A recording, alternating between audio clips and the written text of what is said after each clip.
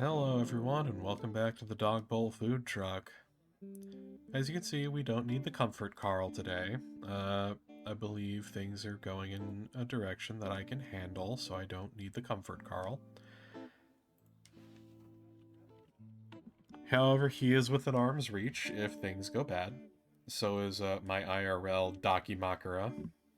It's Coach Knight, if you're wondering. That's Coach Knight from Dream and Nightmare. Anyway.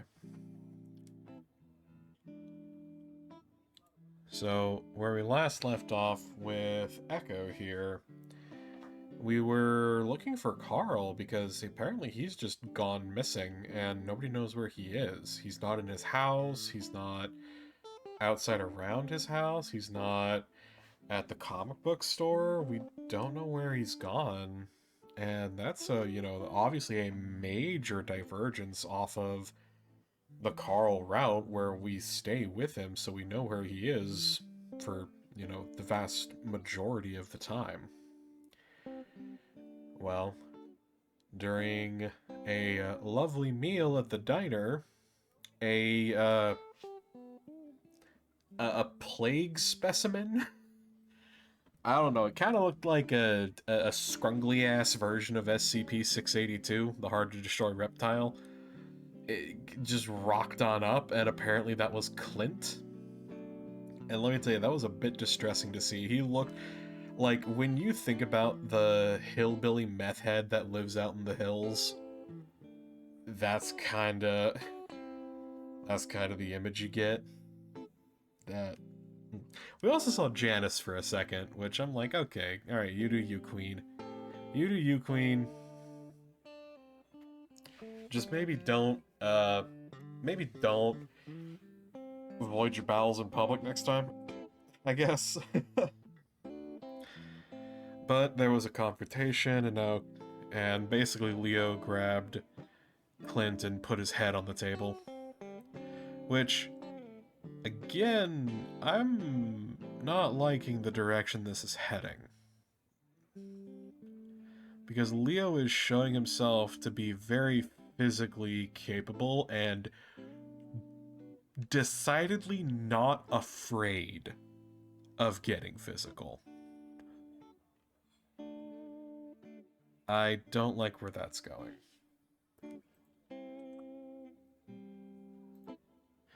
She leaves me and Leo to stare at each other before we ruefully wipe up the spilled milkshake with brown napkins. There are only two other patrons of the diner with us, a skunk and a jackrabbit, but I can feel their eyes on us the whole time, and it only adds to the embarrassment. What do you think our problem is? I ask Leo under my breath as we come back from tossing the ball of wet napkins in the trash can. He just shrugs, though. I follow him quietly out of the diner into the late afternoon light outside. We walk in silence for a while, with me walking awkwardly because my soaked and sticky pants are incredibly uncomfortable on my thighs. We stop at the motel where I change and shower before grabbing a fresh change of clothes. Then we start back out again. Think about staying behind at the motel, but I feel like that would be a dick move after what Leo's been through today. As we walk back, Leo takes a detour, stopping at the convenience store. The fight has made things a little awkward between us, so I just shove my paws into my pockets and follow Leo. We go to the back where he grabs a 12-pack.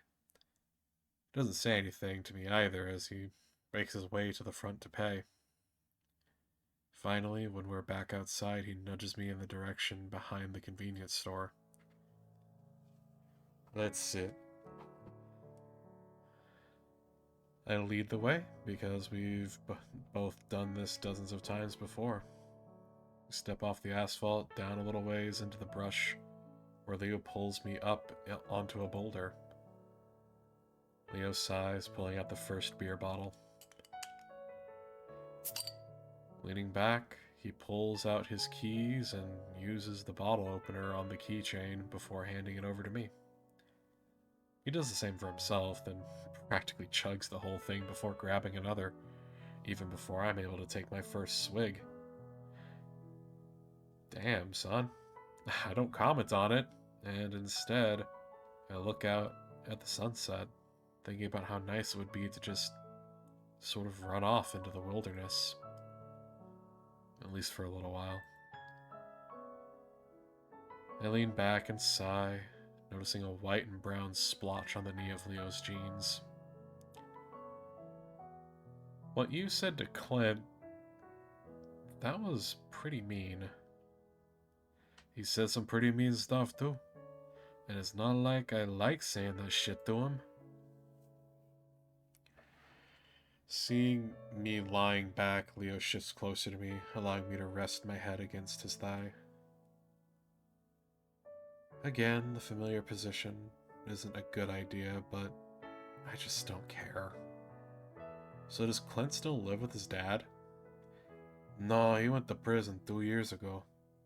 Really? Because of... Yeah. Shit. We sit in silence, enjoying our quiet surroundings. And you see, real quick, that's a fun, devious little thing you can do. Because a clear picture of Clint has been painted. And a pretty clear picture of Echo has been painted by this point. So what did you come up with in your head when it's like, oh, was he went to jail? Was it because of... Yeah. Just fill in the blank. It's probably correct. That's a fun little devious way of writing it.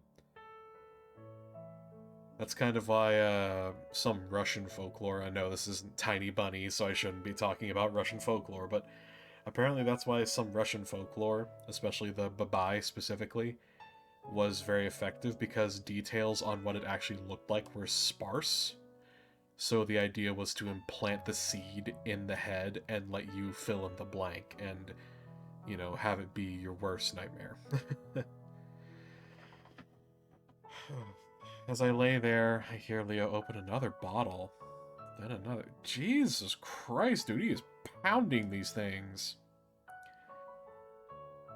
Finally, he lets out a big sigh. Jace, come back to Echo. I close my eyes, turning my vision blood red again against the sunset. Maybe. Just not yet. He doesn't press the issue, instead reaching out for another bottle. By the time I get to my second one, the rest are gone.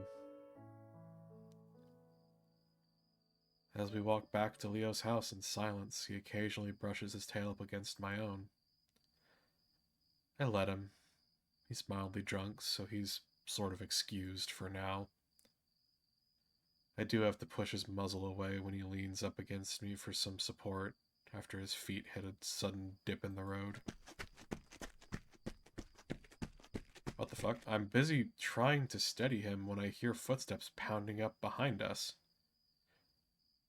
Before I know it, Leo's shoved me hard to the side and I go stumbling into the weeds. Swirling around, I see a dark figure running off to the side from Leo. His attack aborted as he saw the wolf had seen him. Surprise, motherfucker! Oh, god damn it. He comes back around and I immediately see that it's Clint. And he's got he's got a crowbar in one paw. My stomach drops as I look from him to Leo, who's got a giant smile on his face, like this is exactly what he wanted to happen. What the hell? Come back for more, Clint? Clint doesn't say anything. Instead, he just screams and runs at Leo again. Usually I wouldn't be worried about Leo in a fight with Clint, but the crowbar and the fact that Leo can barely stand has me really worried. Leo backpedals, then ducks low and lunges forward, which I don't think Clint expects.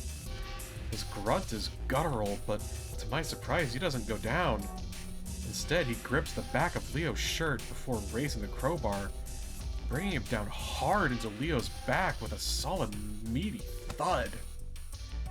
I gasp and cringe, starting to jog towards them. Clint presses forward and Leo trips over something, landing on his butt. Clint raises the crowbar again and Leo raises a paw. For about 2 seconds they play a game with Leo moving his paw around above his head, anticipating the swing. Clint, meanwhile, keeps trying to re-angle the crowbar so that Leo will miss. He doesn't get a chance though, because that's when I reach them. I'm not exactly a good fighter, considering I've never been in a fight before. The idea of Leo getting his face beaten in with a crowbar provides me with the terror that spurs me on. I jump on his back and grab a handful of the fur on his forehead and yank back as hard as I can. I guess I should have hit him or something, but it seems to work alright. His remaining teeth flash in the porch light and I get a hot blast of his rancid breath as he snarls angrily. Ooh. Suddenly I'm sitting down on the asphalt, feeling like my forehead just got caved in. He must have somehow swung the crowbar back and hit me. I desperately rub at my head, imagining the skull shattered into a million pieces like an egg. But everything feels like it's still in shape. The fight's still going on. Now I can hear Leo snarling. It's not a sound that I've heard that often, but it's deep and way scarier than anything Clint could have imagined or managed. I try to focus on the spot that I see their bodies tangled together. When I do see that Clint's on top again, the crowbar raised, the pointy end down aimed at Leo's face, I start to crawl forward towards them, but there's no way I'm gonna make it. Again, the sound of something hard striking flesh, but this time it isn't Clint hitting Leo.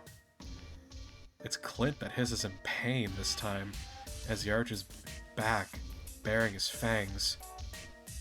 There's a dark shape behind him, but before I can focus on it, Leo's massive paw smashes into the side of Clint's face. Leo's not playing this time. In fact, it looks like he put everything he had into that punch, and the sound it makes is like a slab of beef being thrown against concrete.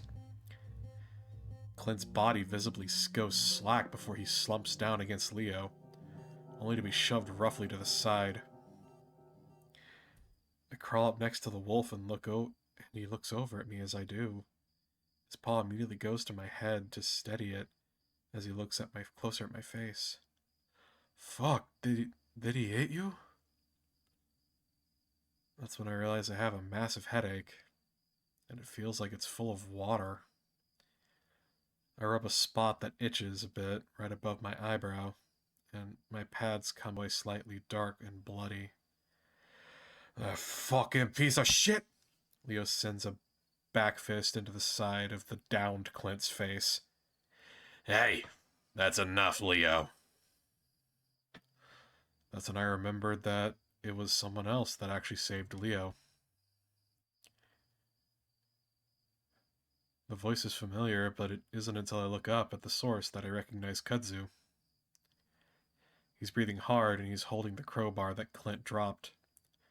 The dark spots around his eyes blend in with the night and accentuate how wide his actual eyes are. He looks spooked. What the hell are you guys doing? He sounds pissed. I feel a little defensive. Hey, he tried to run up on us. Kudzu's eyes flick over to look at me before focusing back on Leo. I thought we had this shit figured out. Why the hell are you fighting again?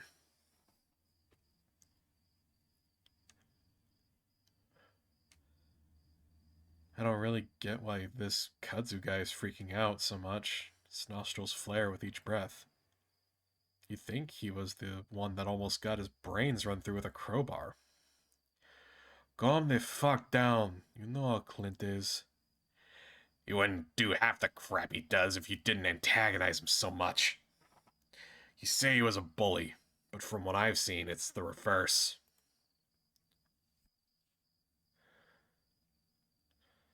It's hard to think of Leo as a bully, but the way he had acted towards Clint in the diner was a bit much. Even if it was Clint.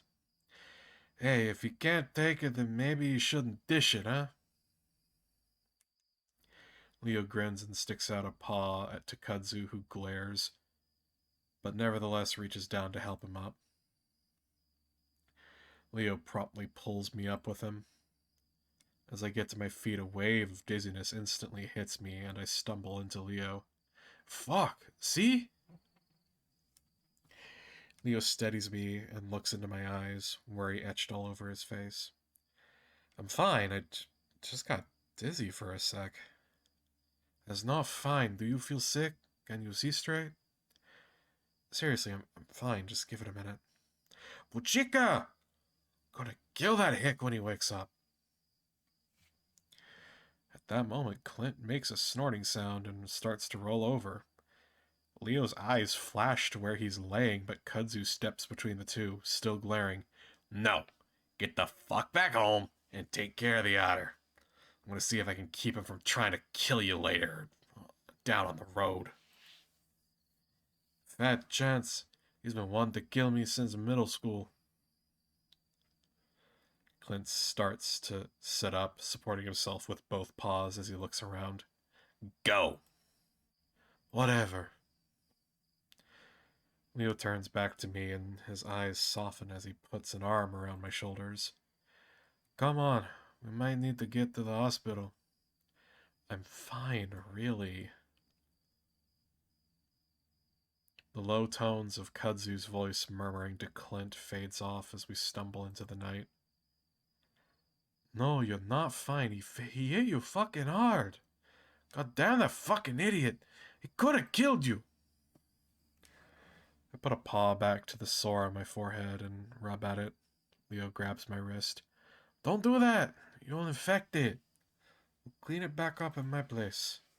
Swear to God, I'm not gonna leave my house without my gun again.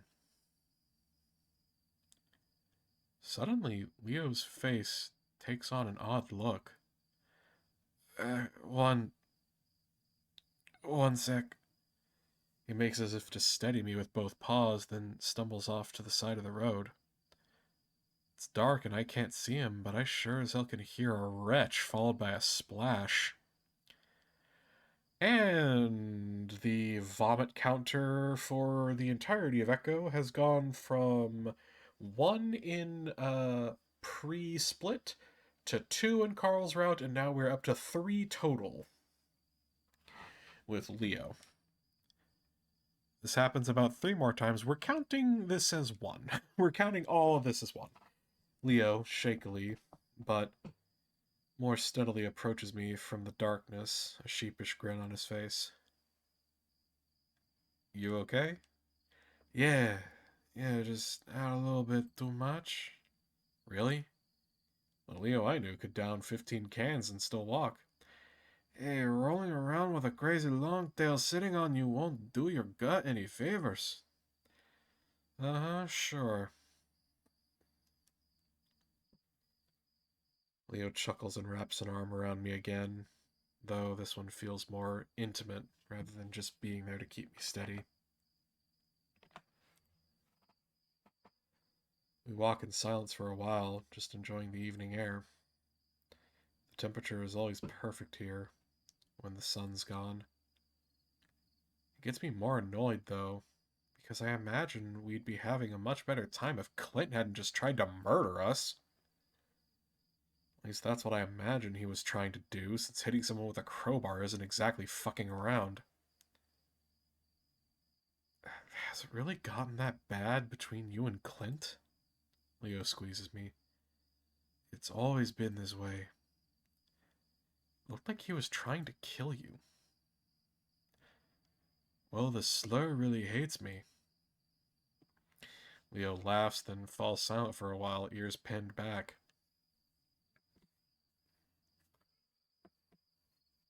Jesus, that's something to... Because, yeah, in the dream that we had with Carl, we saw a fight between Leo and Clint, and Leo quite handily was beating Clint's face in, which has to make you wonder how many of Clint's teeth fell out because of the meth, and how many fell out because he had a few more run-ins with Leo? I guess he was angrier than usual. The thing is just that I might have pissed him off more than I usually do. I look up at him. About that. What you said to him back at the diner was really awful. You do? How can he expect not to get hit with that if he's gonna going off about us and me being a slur? He barks out laughing. Talk shit, get it. That's I always say. I don't know, man. What his dad did is different. It's not his fault, you know.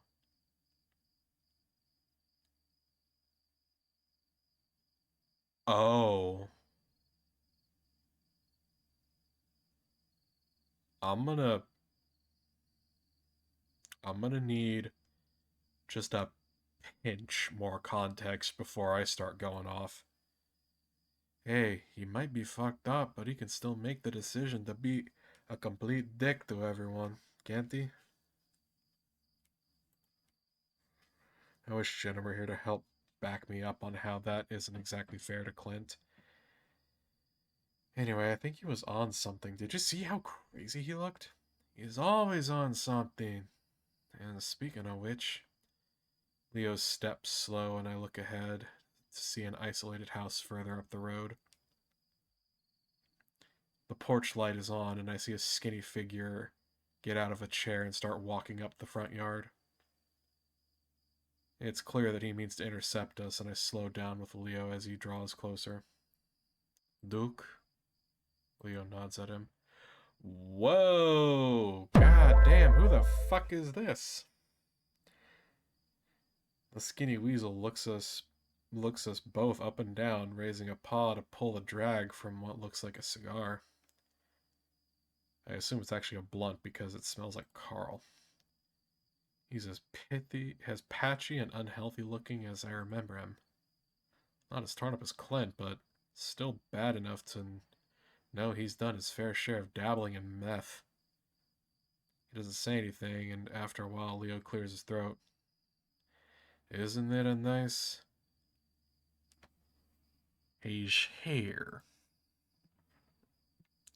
As Duke cuts Leo off, he's staring right at me, so I assume it's me he's talking about. Hi, Duke. I probably couldn't have said that any more awkwardly. Leo steps forward, partially in front of me. Did you need something? Duke lets out a long stream of smoke towards us. Definitely a blunt. Same shit's happening to me after you told me about it. Huh? Leo looks at him, looking politely puzzled, though I can see his tail twitching behind him. You've been seeing shit. Now I'm seeing shit. It's quiet for a few seconds, then Leo laughs. Well, maybe live the drug cocktails. No, it's different. The shit I see, almost real. I saw him. He nods at me again for some reason. I'm starting to feel really uncomfortable. Leo laughs, and this time it's much more forced. He starts pushing me along further up the street. Sorry, Duke, but Chase is taken. Janice is still single, though. Duke follows us, walking along the dirt while we stay on the asphalt. When did he get here? Leo doesn't say anything and keeps pushing me along. I can see Duke getting angrier, and I don't want another fight, so I finally butt in. I got here on Saturday. Is something wrong, Duke? Duke doesn't answer. He just stops and watches us go, a frown stretched across his face. I keep on looking over my shoulder at him, but he doesn't move, and he doesn't take his eyes off us. What the fuck? Stop looking at him, Jace. What was he talking about? Doesn't matter. Just keep moving and hope we don't run into any more of these psychos. I managed to not look back again, but I feel his eyes on the back of my neck the entire time. Once again, my GBs have been heebied, but at least they're not because of a fucked up relationship. So I said something about the evil demon presence thing taking on the appearance of Chase. I might be right. Because what the fuck? What the actual fuck is going on? I am perplexed. Because Leo told Chase, and then Chase had a sleep paralysis and didn't want to look and see what was tapping at the window. Apparently, Leo also told Duke, and now Duke is seeing Chase, and this also explains what the fuck happened in Carl's route, because remember, Carl, on Wednesday, Carl and Chase both saw Duke out in the distance, and his eyes locked onto Chase, and he started to step forward on like a crazy drug binge or something. Maybe he wasn't fucking crazy, but instead, whatever this presence is, was fucking with him. Even though the instruction says only to take 2, Leo gives me 3 generic acetaminophen pills. Alright, so real quick, two things. First of all, obey drug instructions. Do not mix drugs with alcohol. Actually, okay, 3 things. So, don't mix drugs with alcohol and obey drug instructions. Second of all, if you look at this microwave, you can actually see the faint reflection of whoever took the picture. Third of all, fun fact, I actually have discovered the whatever active ingredients of acetaminophen, I am allergic to them. I break out in hives. I have to take ibuprofen. After that, he takes me to the bathroom and starts cleaning the cut on my forehead. I grimace against the sting of rubbing alcohol. We really should take you to the ER. This might need stitches. I lean my head into his paw because not having to hold it up myself feels good. No, it's not that bad. Besides, even if it is a concussion, they'll just send me home and tell me to get some rest.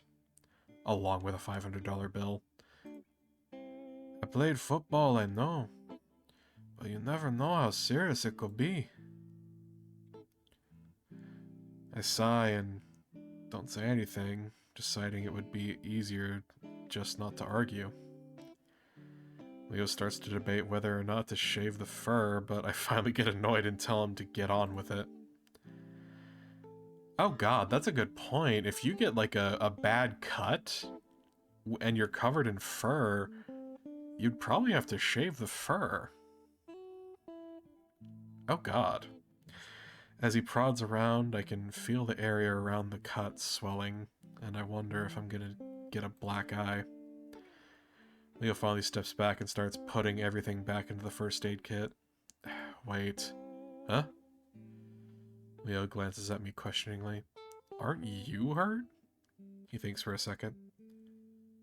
I don't think so. I feel fine, I mean. Leo, you drink 10 bottles of beer, my dude. You're probably a bit numbed up. Turn around. I'd seen Clint hit Leo with the crowbar and he'd hit him hard. Leo sighs before finally turning around, placing his paws on the sink as he stares into the mirror. I look at his back, the black shirt dusty from the dirt he had rolled around in. Carefully, I lift the shirt up on his back. It's not as bad as I thought it would be. I can see the raised fur from a growing welt where the crowbar had hit, though. There aren't any cuts, but I do see some spots of dried blood. You have a bunch of little cuts. I see the smooth muscles under Leo's fur shift as he flexes them. Oh, really? Must have been from the rocks in the road. I think my shirt came up a little while we were wrestling around. Give me the alcohol. Leo sighs again and hands it over. And take off your shirt. He smirks at that and slowly, purposefully, sensually strips his shirt off. I try to ignore him, but I'd be lying if I said I wasn't, interested in this. God, this is like that recently, like, dropped picture of, like, Leo's, like, belly and Chase leaning in, like, oh, neuron activation. But with that rather eventful episode, I'm afraid we're gonna have to call that one for today. So yeah, this is already vastly different than Carl's route, because Carl's route was full of chill out, play games, experience nightmares, you know, boost the shy dude's confidence. This, on the other hand, is... I don't know what to make of this. Because so far it's been like 45% of me having flashbacks to some really dark, bad times in my life. 45%, wow, Leo is fucking violent. And then 10% racism.